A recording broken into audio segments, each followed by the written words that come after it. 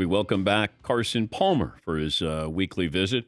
Carson, I was listening to Ryan Clark, former defensive back on ESPN earlier this morning, and he said Patrick Mahomes is too cocky. Like he's still trying to, he doesn't take the easy stuff.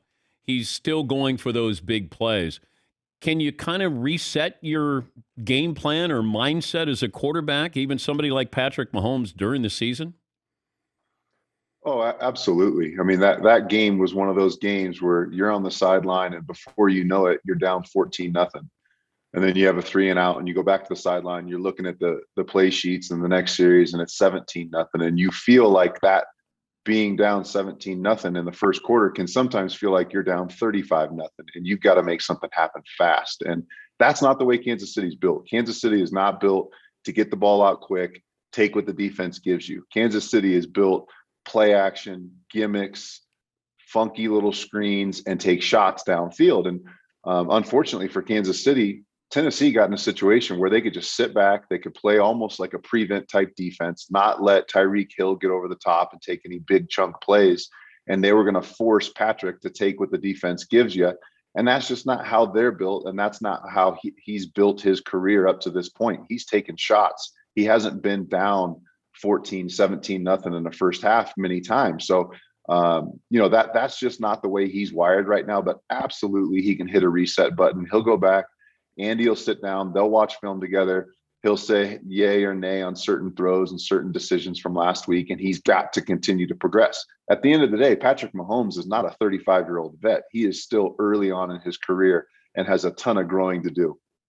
Yeah, I wonder about that it felt like just keep everything in front of you, contain, just, almost force them to be more methodical and not go for those home run plays.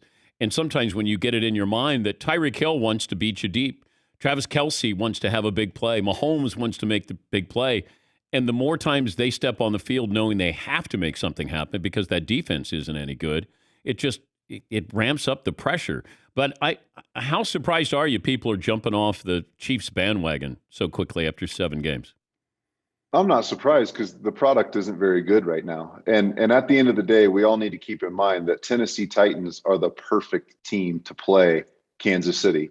They can run the ball with Derrick Henry over and over and over again. They can keep Patrick Mahomes and Tyreek Hill and Travis Kelce and all those guys sitting on the sideline waiting for their next opportunity. So I'm not off the bandwagon. I don't think the season is over. I still think they're going to compete for that division and find a way to get in the playoffs, and they'll right the ship because they do have enough good players if they continue to stay healthy.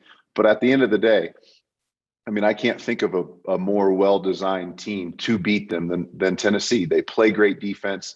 Their coach is a defensive-minded, really, really sharp. Mike Vrabel, really, really sharp defensive mind. So he understands what it means to get the quarterback out of rhythm, and he understands what it takes to slow down a Tyreek Hill and a Travis Kelce. So that was the perfect storm. They jumped out to an early lead. The Titans did, and that's the way you want to play Kansas City is you keep Patrick Mahomes on the sideline, and they did that, and that's why they blew him out. What's it like when you have a great receiver, let's say Joe Burrow and Jamar Chase, Aaron Rodgers and Devontae Adams, like you get locked in and everybody knows that you're locked in. How do you try to tell the defense, I'm not always going to Jamar Chase or I'm not always going to Devontae Adams? Like, how do Rodgers and Burrow, and obviously different ages here, but to give that impression of, I'm going to spread the field even though we know this is your go-to guy? It's tough. I mean, it's tough on the quarterback's mentality. It's tough for that receiver because that receiver's used to getting the ball so often and can get kind of lackadaisical if we go through the first quarter, then the second quarter, and into the third quarter without any targets. But I was watching the Arizona game, and that's exactly how Kyler Murray plays with DeAndre Hopkins. As soon as things get off timing and off schedule, and he has to move around the pocket, it's almost like he exclusively looks for DeAndre Hopkins. He just has a certain comfort level. He knows that if he throws it his way and he misses a little bit, DeAndre will knock the ball down and not let it get picked. Those are comfort level things. When you're a quarterback and you're Joe Burrow and you feel like you got to feed Jamar Chase and get him the ball early and get him interested in the game and get the juices flowing for him, it's really difficult to not get zoned in and really force him the ball. You've got to take what the defense gives you. And kind of like what I alluded to earlier in Kansas City is Patrick is not used to just taking those easy chunk, those nice little easy completions where the ball comes out. They don't do a ton of quick game. They don't throw a bunch of hitches and a bunch of slants. They do a lot of motions, a lot of speed sweeps, a lot of play actions, and throw the ball and attack you downfield. So when you get a quarterback out of his comfort level and make Kyler Murray move around the pocket, avoid a couple guys, he's always naturally going to look for DeAndre. And until Patrick Mahomes really shows us that he's going to take what the defense gives him on every play, on every drive through 4 quarters, people are going to sit back. They're going to make him throw the ball into bad situations. They're going to make him take off and run. And we saw him do it a couple times yesterday, and he got loose with the ball, ended up being a fumble and going the opposite direction. So there's a certain comfort level that a lot of these, especially young quarterbacks, have with their go-to targets, where when things get wild or things get off course, they're going to look for those Jamar Chases and DeAndre Hopkins. How do you keep everybody happy? Because every receiver thinks he's open. Every receiver thinks that he could be an all-pro. There is no keeping everybody happy.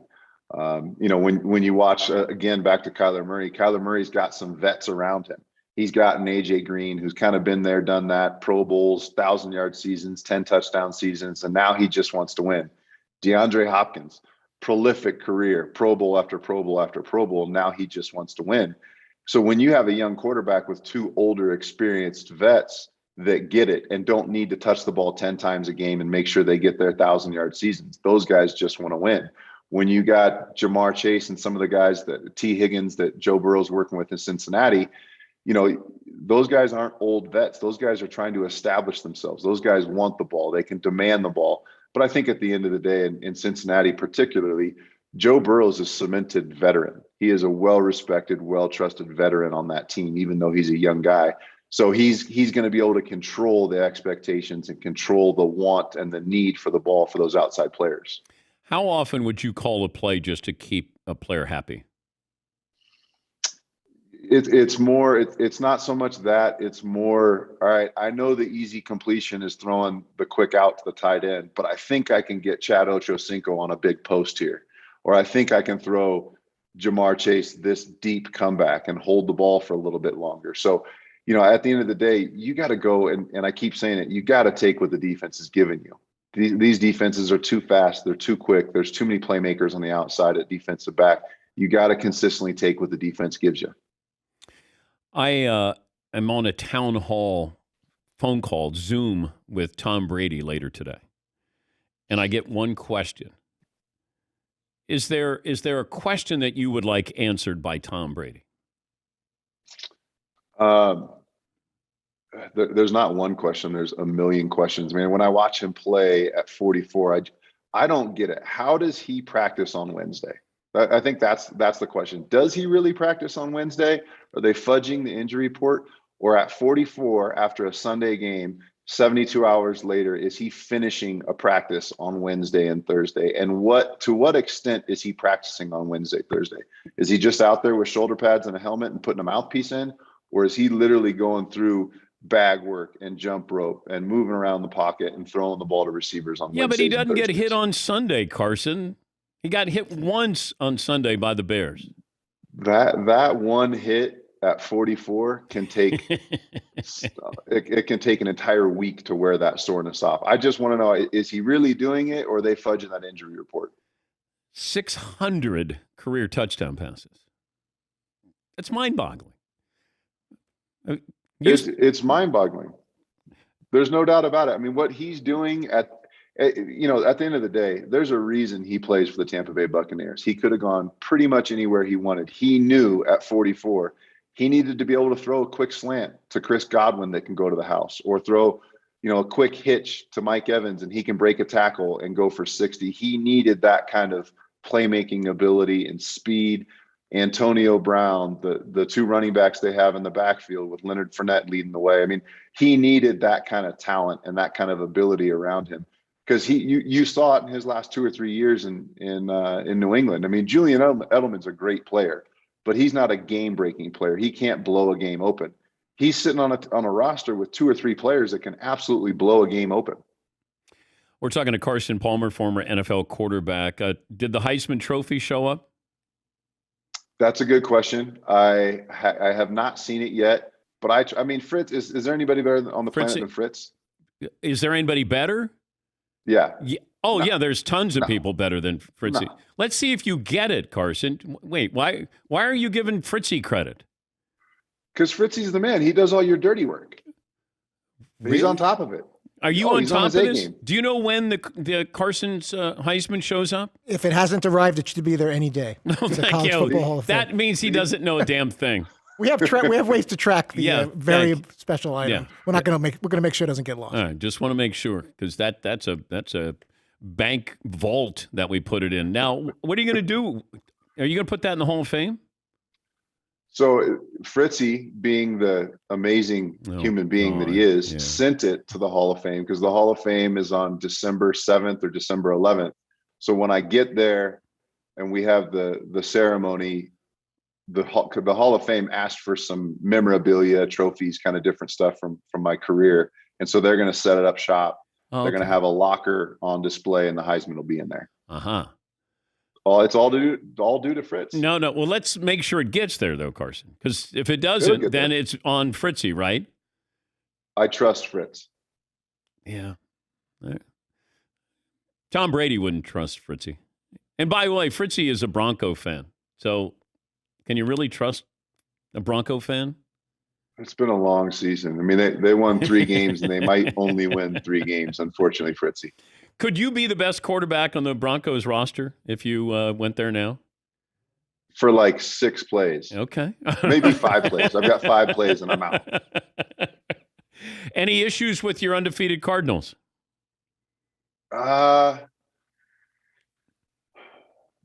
Injuries, obviously, when you look at that team and you look at they have one of the best defensive lines in the league. They're stout. They can stop the run. They got 2 edge rushers with Marcus Golden. They got Chandler Jones. I like the way they're built from top to bottom. If they can stay healthy, I don't know anybody that can play with them. Now, if they lose a Chandler or they lose a DeAndre Hopkins, things could go south real quick. But the way that team is built, there are some stars at key positions. If they stay healthy, I don't know that anybody can beat them. That weather last night in San Francisco was brutal. Did you ever? Atrocious. But is it wind or rain that's the worst? Wind, 100%. I'd rather play in snow, sleet, rain, lightning. I'd rather take my chances. I'm probably not the tallest guy in the field, but wind changes everything. Because once you get inside these stadiums, there's always an entry point for where the wind comes in. There's very few stadiums built like the Rose Bowl where it's just a perfect bowl. Now there's ends that are open in one way or another. And when that wind comes in that stadium and it starts swirling, you can feel like at the 20-yard line when you take a snap, the wind's in your face. But if you're throwing a deep ball and the ball goes up over the 30 and past the 40-yard line, that wind direction totally changes in the stadium. So it can be a crapshoot, especially if you're on the road. When you're at home, you know a little bit more about different wind directions in your own stadium. But when you're on the road, it's a crapshoot unless you know that stadium like Tom Brady does just about every stadium in the league. You know, it's one of those things that it can kill a game plan. You can have 4 or 5 deep shots you really like versus a defense. But if it's a windy, weird day like that, it can take 4 or 5 deep shots out of the game plan because you just can't trust the wind and putting a lot of touch and putting air underneath the ball. What was the worst weather you ever played in? I played a game in Miami in 2016, 2017. And when we landed in Florida, we knew there was a storm coming. And it was just one of those weird games. Every time we had the ball on offense, a downpour ensued. And I'm talking like a movie set rainstorm. You know, you watch a movie, sometimes you're like, I've never seen it rain like that. And it's this real romantic, scene where these 2 characters are about to kiss. And it's just like somebody's dumping a pitcher of just relentless water. It was one of those weird games. The storm system came in over Planet Hollywood Stadium and just absolutely dumped. I think there was like 6 or 10 fumbles in the game. Nobody could hold on to the ball. It was one of those days. Did you have any bets with Notre Dame friends with USC Notre Dame this past weekend? No, but I bet Notre Dame to cover and won. I just figured they were going to blow them out, and I was right. Wow. So you bet against USC? Yeah, I mean, when it comes to now with all this online legal betting, when it comes down to the money, you got to go with where you think you're going to win, not who you want. That's why you still have all your money. Yeah, I'm trying to hold on to it and make some more. Hey, great to talk to you. Are you being included in conversations as a sounding board for who should be USC's next head coach?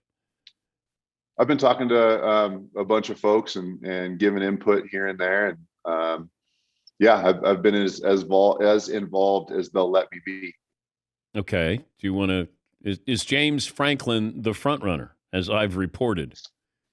I think there's a lot of front runners right now, and that's why I like where we're sitting. I mean, we had the first hot seat open up. You can't have a lot of front runners, Carson. You can have a front runner. You've got Penn State, you've got Iowa State, you've got Cincinnati, you've got a wild card like Mike Tomlin. That if Mike Tomlin wants out, I think, at the end of the day, there is not a direct. That's the guy everybody's pointing their fingers at. There's a lot of great options. Has Mike USC, Tomlin hypothetically been discussed? I'm sure he has. I think anybody is a potential candidate right now. And that's what's so great about the job is it can lure an NFL guy in that's tired of their current situation and worried about, is Ben Roethlisberger gone? Is he done? Who are we going to draft? Does Mike Tomlin have to start over with a first round young rookie quarterback? Everybody's on the table, being that job is so big and so coveted. I think there's a bunch of people that are in the discussion. And once we get to week 16, 17 of the NFL season and the college football season is over, we'll have a direct front runner. Wow. Okay. That's pretty spicy with Mike Tomlin there. I like it. Is that the first you've heard of that? Yeah. Yeah. Uh-oh.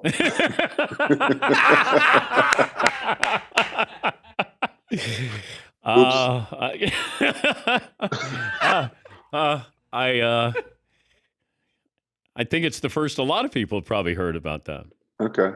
I think he's a great option. I played against him for 7, 8, 9 years. That'd be great. I mean, you get Mike Tomlin at USC. Okay, better job. And now take off your Trojan hat. USC or LSU? Oh, I don't think it's even close. I think LSU's a great job, no doubt about it. But there's only one USC. There's only one school that has the tradition, the history, the first round draft picks, the All-American, playing in the Coliseum, one of the most nostalgic from the Olympics to Super Bowls, you name it, in Los Angeles. I mean, I think it's the best job. I think it's also, when you compare the Pac-12 to the SEC, there's no doubt, there's no comparison from the talent level between each school in both of those conferences. But the easiest route to the national championship is not through the SEC. Yeah. The easiest route to win a national championship, which if you take that job at USC, the bar was set extremely high with Pete Carroll and his success. So you will only be judged on national championships at USC. And right now, there is a much easier route to playing in the national championship through the playoffs in the Pac-12 than there is in the SEC. He's college football insider Carson Palmer. We got it, USC booster. We got to change your title. It's not former NFL quarterback Heisman Trophy winner. You're now an insider. I'm a man of many hats, Dan. Yes, you are. But you only have one on. Only one on today. Yeah. You'll see me in a new one next week. All right, buddy. Thank you, Carson. Great to talk to you. Thank you. That's Carson Palmer, his weekly appearance. Brought to you by our good partner, Level Select CBD. Looking for next level relief, visit levelselectcbd.com.